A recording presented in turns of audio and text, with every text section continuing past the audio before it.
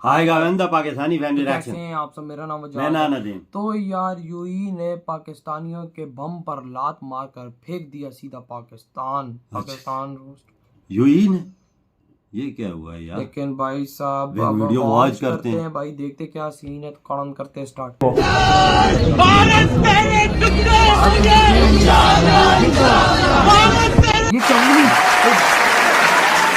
ये पाकिस्तानी जाहिल भूल गए थे पंगा ले किससे रहे। ठीक है, चलिए आगे चलते हैं। कुछ लोग कहते हैं गौतम गंभीर को ऐसे इशारे नहीं करने चाहिए थे। क्यों? वो एक क्रिकेटर है, कमेंटेटर है, राजनेता है, लेकिन मैं कहता हूँ जो हिंदुस्तान के खिलाफ बोले, जो हिंदुस्तान के खिलाफ जहर उगले, उनको यही। तो ये जो सोशल मीडिया में दिखाया जाता है उसमें कोई सच नहीं होता। सच्चाई है जो भी वीडियो वायरल हुआ है उसमें सबसे बड़ी सच्चाई है कि अगर आप एंटी इंडिया स्लोगन्स लगाएंगे और अगर आप ये बोलेंगे कि हिंदुस्तान मुर्दाबाद या फिर कश्मीर के बारे में बात करेंगे तो फिर बंदा किसी तरीके से तो रिएक्ट करेगा या फिर हंस के चला जाएगा। तो सिर्फ यही कारण था कि वहाँ पर 2 या 3 पाकिस्तानी लोग थे जो एंटी इंडिया चीजें हिंदुस्तान मुर्दाबाद बोल रहे थे। वो नेचुरल रिएक्शन है। मैं अपने देश के बारे में या देश के अगेंस्ट कुछ सुन नहीं सकता। चीजें नहीं अच्छी लगती।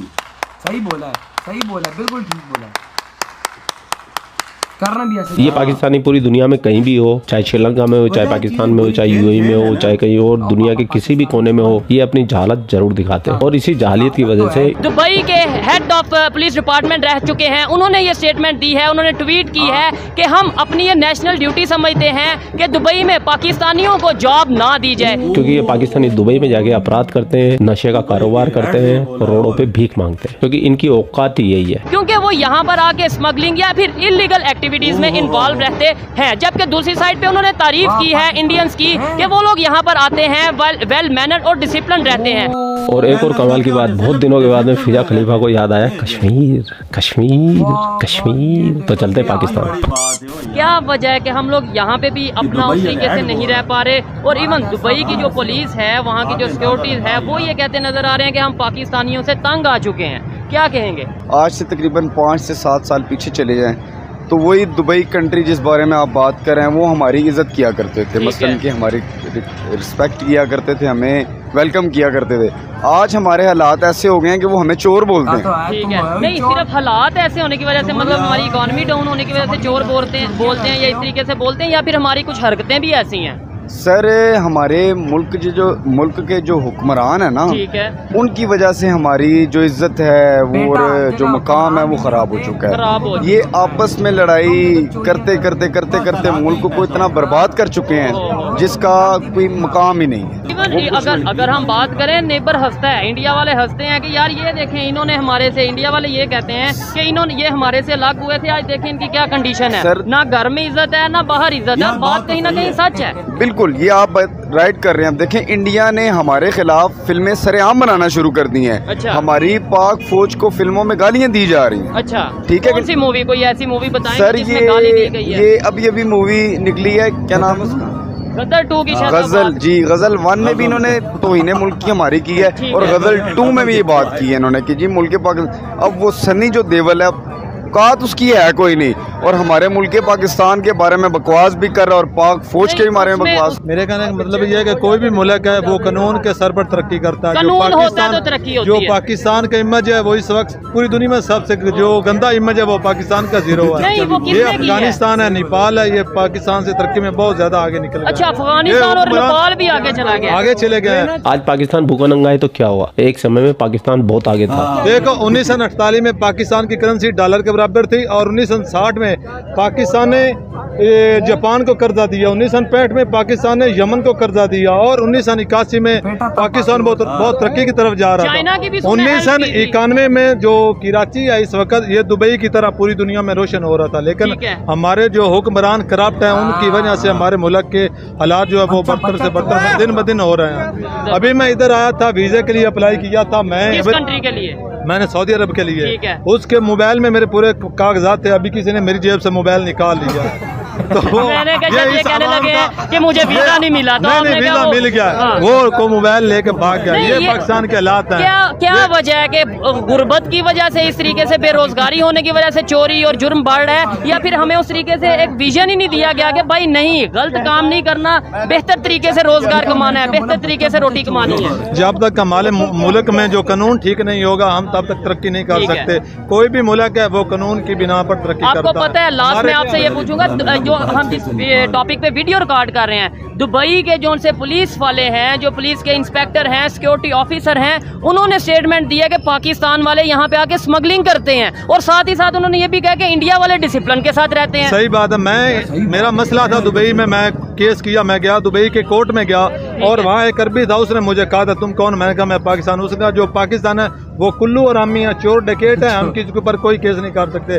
पाकिस्तान का दुबई में जीरो इमेज है, और जो इंडिया वाले हैं वो दुबई में बहुत ज्यादा तरक्की में आ गए हैं, और जो कानून है वो इंडिया वालों का ज्यादा साथ नहीं, वो कैसे मतलब हम इस्लामिक कंट्री हैं, वो भी इस्लामिक कंट्री स्टेट है, ठीक है, हमारी रिस्पेक्ट नहीं कर रहे, उनकी रिस्पेक्ट, इसका मतलब कहीं ना कहीं वो बेहतर में, वो हमसे तरक्की में बहुत ज्यादा बेहतर में है, हम जीरो में है, हम उनसे आगे नहीं कभी भी बढ़ सकते। जब तक हमारा आगे बढ़ना चले, वो तरक्की करें, वो और आगे जाएं, लेकिन हम ये सोच हमें भी रखनी चाहिए कि हमने भी आगे जाना है, हमने भी अपने आप को ठीक करना है। ये तो नहीं कहेंगे कि हम आगे जा नहीं सकते। बहुत मुश्किल है, जो हालात इस वक्त पैदा हो गए, एक मजदूर अपने दिन का गुजारा नहीं कर सकता, अपने घर का गुजारा नहीं कर सकता, वो तरक्की क्या करेगा। ठीक है, भारत कश्मीर में डेवलपमेंट कर रहा है, तो इससे भी पाकिस्तानी चल रहे हैं, खास तौर से फिजा को मिर्ची लग रही है। ठीक है। अच्छा, एक और अहम सवाल, मकबूजा कश्मीर में ये जो कायरा साहब इंसानी हुकूक की सूरत हाल बड़ी तशवीशनाक है, और आए रोज़ बेगुनाह कश्मीरियों पर ये जो मजालिम की खबरें आती हैं, आप चूँकि कश्मीर अफेयर्स के मुशीर भी रहे हैं,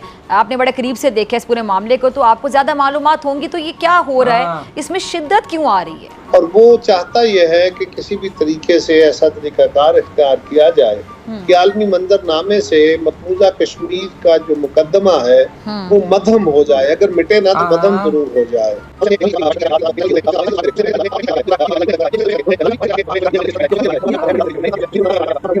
और हमारी बदकिस्मती भी ये है कि कश्मीरियों के, उनकी भी बदकिस्मती है कि उनके सबसे बड़े वकील हम हैं। अच्छा, और हम अपने आप को बचाने की पोजीशन में इस वक्त नहीं है, हम खुद बहुत मुश्किलात में हैं।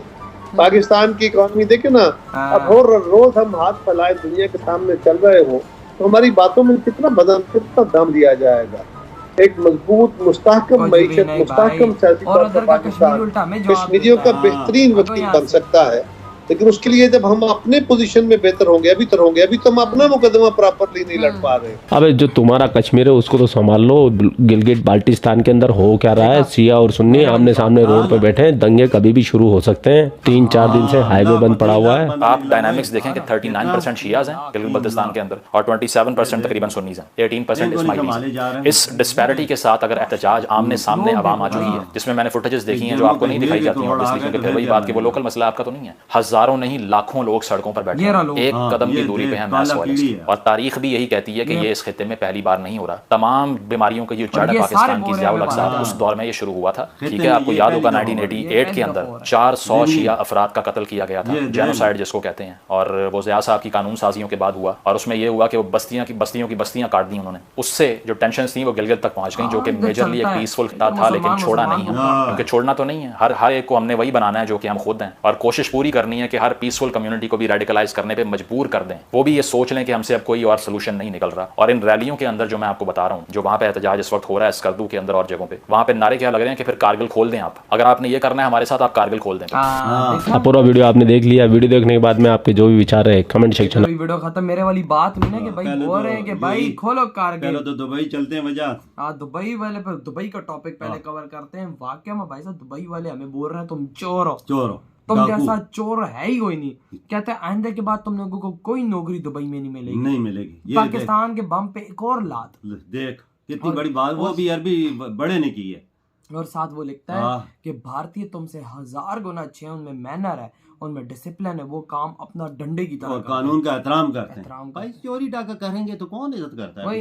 काम में बेईमानी करेंगे। पापा ये चोर हम कर रहे हैं ना काम, पाकिस्तान को देखो लाते पड़ रहे हैं। वो बोलता नहीं है, एक बंदा बोल रहा है कि वो कहता है मैं अभी सऊदीया के लिए अप्लाई करने गया हूँ, तो मेरे मोबाइल में सब कुछ था, तो भाई मेरा मोबाइल चोरी कर लिया। देखो नेशन ही चोर है, जो चोरी करने वाला है वो भी मुसलमान है। वही ना, वो भी मुसलमान की सब कुछ चुरा। हाँ ना, मैं दुबई में था तो मैंने हाई कोर्ट में केस कर दिया एक। केस कर दिया। वो मैं अदालत गया तो जज मुझे बोलता है तुम कुल्लू हो, तुम चोर हो। कहता हम तुम्हारा केस नहीं मानते। नहीं मानते। ये देख कितनी बड़ी बात है। इंडियंस के हमसे ज्यादा रिस्पेक्ट है वहाँ। वो देखते हैं ना, उनके साथ रहते हैं ना। भाई साहब ये बना हुआ लेवल इस टाइम भारत के मुसलमान देश भी हर भारतीय की इज्जत कर रहे हैं। क्यों कह रहे हैं भाई? भारतीय ने अपने काम दिखाए वहां पर, भारतीयों ने अपनी मेहनत दिखाई और आज वहां के मुसलमानों को, वहां के बड़े बड़े अरबियों को अपने कदमों के नीचे झुका दिया। बिल्कुल, ये होती है एक नेशन। मैं तो यू के प्राइम मिनिस्टर सऊदी की दुबई के नहीं बोलते हुए भाई, मोदी जी हमारा बड़ा भाई है। और अब बातें जरा गिलगित वाली तरफ। यार ये फिजा की बच्ची उधर कहती है इंडियन कश्मीर की बातें हर टाइम कर रही है। और भाई इधर के कश्मीर को संभालो। 3-3 लाख लोग यहाँ पर निकला हुआ, की फसाद शुरू हुआ, वो बोलते ये संभल नहीं सकता तो कारगिल खोलो। हम लोग कारगिल जा रहे हैं, तो तुम लोगों ने हमारे साथ यही करना है तो हम इंडिया जा रहे हैं, हम लोग तैयार हैं। मेरी बात सुन, जम्मू कश्मीर की तकरीबन 1 करोड़ आबादी है जो इंडिया वाला साइड है, वो ये इधर आ जाए ये क्या करेंगे? क्या करेंगे? इनके अपने खाने को रोटी, इनके पास रोटी नहीं है। 1 करोड़ को रोटी कैसे देंगे? पापा वो 1 करोड़ वो जो कश्मीरी है ना, उसमें से एक बंदा अगर मुझे ला दो कि वो बोले मैं पाकिस्तान जाना चाहता हूँ, मैं यकीन मानो थप्पड़ खा लूंगा। वो यार कोई नहीं आता।